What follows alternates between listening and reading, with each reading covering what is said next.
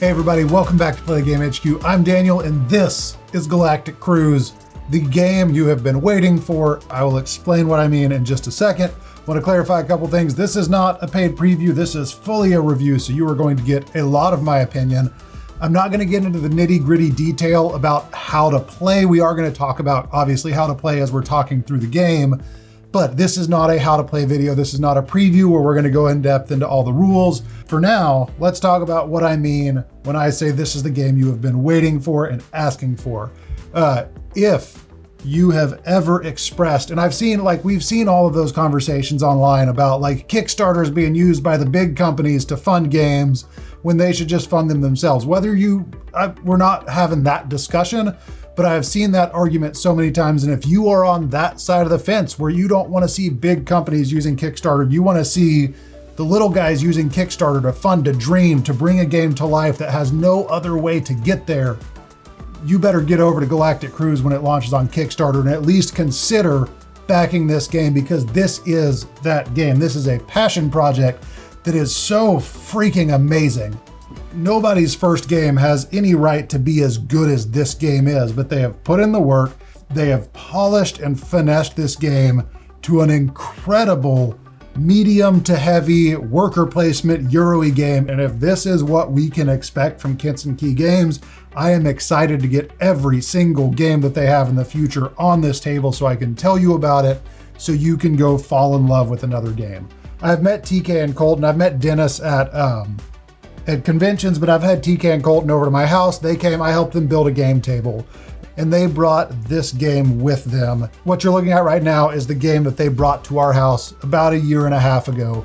Very different table presence from this. It had tall 3D ships that you built upward. The core of the game was still there, but it has changed so much since then. It has gotten so clean, so smooth. This is such a tightly designed game. Played it a couple different times at conventions, just kind of playing partial games.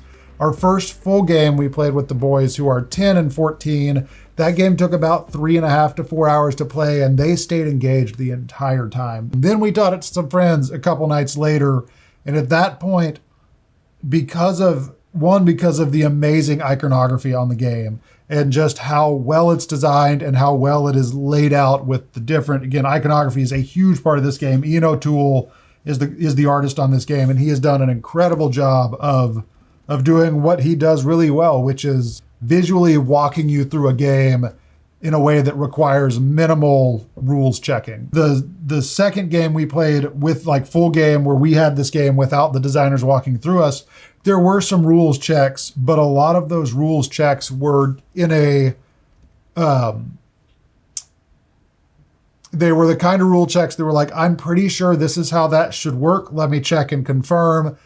And they were all the way that it felt like it should work. They were all intuitive, just needed to check and make sure we were doing something exactly right. Something that I love about this game is again, this is a prototype, make that clear because you can't really tell by looking at it, but this is a prototype, and they have 4 of these employee handbooks. In the back of this employee handbook, it tells you all the different things that you can acquire: reputation, money, ads, resources.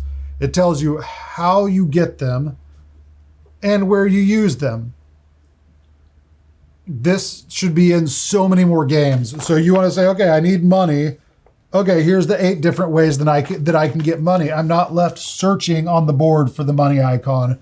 That is an incredible player aid, and probably one of the best player aids that I have ever seen in a game. So this is a worker placement game. You're going to be placing workers in the middle of the board here. And the story of the game is the CEO is retiring, and we are vying for getting to take their place. We're competing to show that we can run the company best. There is some player interaction. For a worker placement game, there are some really cool elements to this game that make it less, you can't box people out the way that you can in some worker placement games. There's 6 spots that you can go on the board. Usually in a worker placement game, if someone is where you want to go, you can't go there. In this game, and in standard worker placement, if you don't have any workers on your player board, you have to recall them. Well, if I want to go here where pink is, I can bump pink back to their player board, and they get recalled, which one, they now no longer have to do a recall action. And also, anytime you go back to your board, you get a bonus. So there's actually some, a little bit of a pull, like a little bit of a rub to like not want to bump people off. Even if I need to go there, I'm going to be benefiting the pink player by bumping them back to their spot. I can't tell you how many times over the games that I've played that we've been sitting there like, please come bump me, like send me back. I need an extra $1. I need another advertising credit, and I don't want to waste a full turn like getting an advertising credit so that I can launch my ship. There's so many of those little interactions that there's not again, it is a very Euro-y game. It's very independent. You are doing your stuff on your board. You are competing for ship parts and things like that, but all the ship parts are good. So it's not like you need it's not the kind of competition where like, if you don't get just the right piece, you have to wait for it to come up again. There are always going to be options. It's just whether or not those are going to work the best for your strategy. So you're going to be placing your workers in the middle here. And this is the campus where we are doing all of the work to build our ships. The ships are on your player board. The board here is the campus where you're going to be doing all the work. In between the 6 locations you can go to, you have these gears. These are networks that connect the buildings. I'm playing yellow right here. In full disclosure, I set up this game as closely as I could to a middle of play game. The board starts out mostly clean as far as the gears and the workers and the cubes go. It's going to have all the ship parts out, but you're not going to have all these gears, all these network connections there when you start the game. So what these gears do is they connect the different locations on the board. So pink is here. I want to take this action, but I don't want to knock them back to their player board. So I can go here, and because I have this yellow network connection, I can use either of these connected actions. If I'm here, I can also use these. You can't network through multiple, so even though I have yellow and yellow, I can't go here and use this space, but I can use either of the directly connected spaces. I can also pay someone else to use their connections, but that's going to cost me credits. So where some worker placement games are very tough on if you can't go to the location, you just have to find something else to do. There's a lot of different ways to do what you need to do. Maybe there's a little bit of a sacrifice to it, but you're not going to be completely boxed out of an action. On your turn, you do get to take 2 actions. So having those network connections becomes very strategic, because I may go to this space and want to take this action and this action. And because I have that network there, I can. If I needed to go here and do this action and this action, but there's nothing here, then I have no option to do that. So getting those network connections out is a really cool, like early strategic kind of calculation of how do I want to go about the game? What strategy do I want to take this game? And what connections do I want to build so that I kind of optimize my ability to take actions? And hopefully it may be that your strategy is I want to optimize and have other people pay me to use my connections. Now, there's no way to block people out of making connections. You can't have more than one connection on a space. So there's never going to be a time where someone can't make their own connection, but they may want to use their turn to do something else and just pay you for your connections. Up here, you also have ongoing benefits that you're going to get by making your connections there. And those are just, again, they're ongoing benefits for the game. They make things cheaper. They give you discounts, maybe eliminate some requirements for the things. And all of these are modular. All of these, there's a bunch of different abilities that can go there. These are the actions that are always going to be here on the board, but you can switch these around so that you're kind of shuffling up which actions are paired together. This is the recommended setup for your first game, but after your first game or after you're comfortable with it, you can mix these around, and maybe instead of like it, you can mix them around, and it's just going to change and kind of force you to rethink where you're going and create some variability in the actions that you can do and pair together. So the main actions that we have on the board are this gear icon lets you build these network connections. This lets you add a specialist worker, which they get cheaper throughout the game. It's just an extra worker. They do have an ability that they can do. That ability changes each game. And it's just, if you have 2 specialist workers available. So you start with 2 workers and can get up to 4. Over here, we have the ability to add blueprints to the right side of your board that you can build later. The blueprints are the ship, the main parts of the ship. You have the ability to add resources. You need food, water, and fuel in order to go on your galactic cruise. You also need advertising credits to get people to go on excursions during the cruise. We have the ability to build ship parts, to build blueprints, either directly from the board for an extra cost or from your stock here. They do cost to build, but up here there's an additional cost to build directly from the board. And then you can add more ships.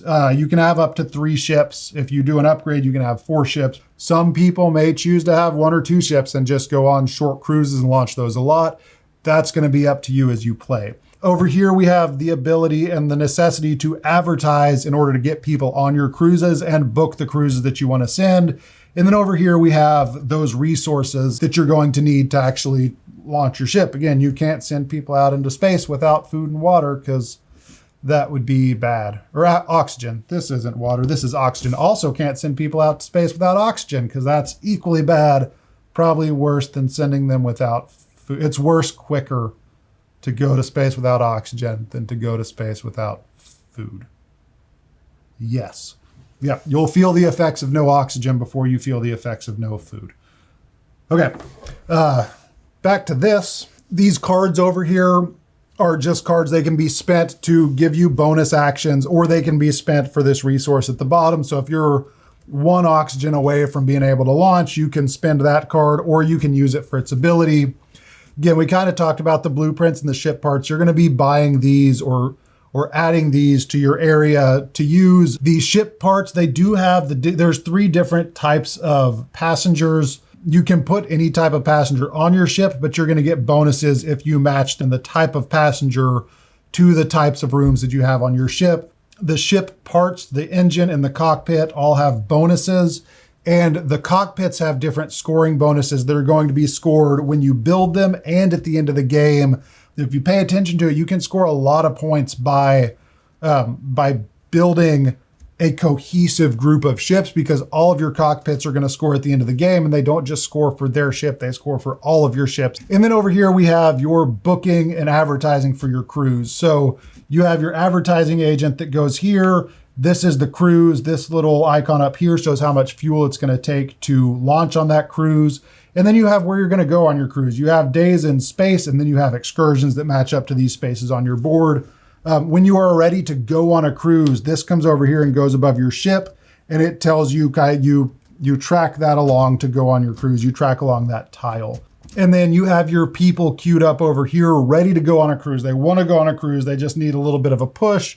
They need to know which cruise they're going to go on, so you advertise to them. The lower they are, the cheaper they are to advertise to, and you can always advertise to someone off the board if you want a specific type of passenger. Down here, we have the reputation track that you're going to be going up, and I really like this reputation track because you get points at the end of the game for, like, if you're all the way up, if you're past this spot, you're going to get 15 points, but you can spend reputation to get resources. This is one of many ways in this game that they have built the ability to get that last resource that you need, maybe without having to go spend an entire turn when you only need one thing, because launching a ship is an entire turn. So the more efficient you can be in getting ready to launch, the quicker you can launch. And obviously launching cruises is the key point of the game. So having things like this, right, you can spin down as far as you want to go on the track, but you get to pick one resource that you pass. So if I need a credit, I can just go down 1 and I can get a credit. And maybe that credit is, maybe I'm 1 credit away from being able to build the last ship part. And then my next turn, I'm actually going to book the cruise. So that's I really liked that, not just your standard reputation track of getting points, but also being able to spend reputation to get a benefit. On the opposite side, we talked about being able to pay people to use their network connections. The farther up the reputation track you are, the cheaper that is to pay. All the way, if you're up here, once you pass this spot, it's free to use other people's network connections. So by building up reputation, you are going to make it cheaper to execute your moves and to utilize other people's networks. Around the board, we have the victory point tracker, and that's just, you're going to build some up during the game and a lot of points after the game. Now, when you're ready to actually go on a cruise, you're going to take a cruise that you have advertised for, put it above your ship, and then bring one of your workers over, and you're going to work your way up this elevator. This is your launch tower. You're going to work your way up the elevator. You're going to spend all of the food and resources that you need. move to the top of the cruise, and then you're going to bring the people over that you advertise to. So I send 2 people on my cruise. It launches off into space. This cruise has a day in space and an excursion. On the day in space, you're going to score points if you have matched up the people on your cruise to the icons, to the different colored icons in the rooms in your cruise ship. And then when you go to an excursion, you have to advertise to get people to go to an excursion. But if you're going to an excursion matching the color of the person, so this is orange, the matching color people are cheaper to advertise to. So by being strategic with the cruises that you're going on and the people that you advertise that cruise to, you can get cheaper points. And then when you go to a space, you get to get a bonus upgrade with these tiles here that's going to help you throughout the game. These tiles are going to give you bonuses as you play and do different things. And then scoring and ultimately ending the game is going to happen over on this little track of cubes over here. You have these corporate goals right here, and this is modular. So this picks up. You can change this each game you play, and there's a handful of different options that you can use. So for this one, we have building network connections, building ship parts, and launching different cruise ships. And this moves up every time someone completes a goal. This moves up the track, and it gets harder for the next person. So being the first to complete those is going to be the cheapest, and you're going to move your cube. This starts out filled. Each person is going to have 3 cubes here when you complete this goal. So yellow and green have completed this goal. They take a cube off of here and move it up to the next empty space. Once this is filled, you're going to call you're basically going to have an annual meeting. Thematically, you're having an annual meeting and you're going to score points. You basically have 3 years over which you are launching your cruises and playing the game. When one of these fills up, you score that year, that section. You also get a cube every time, and that's what this set of cubes is. You get a cube every time you launch a cruise into space. So every time you launch a cruise, you're going to add a cube, and every time you meet a corporate goal, you're going to add a cube, and that is what is actually going to drive the pace of the game and ultimately trigger the end of the game. When you score one of these sections, you're going to get victory point for each wing that is showing. So the more corporate goals you complete, the higher your multiplier.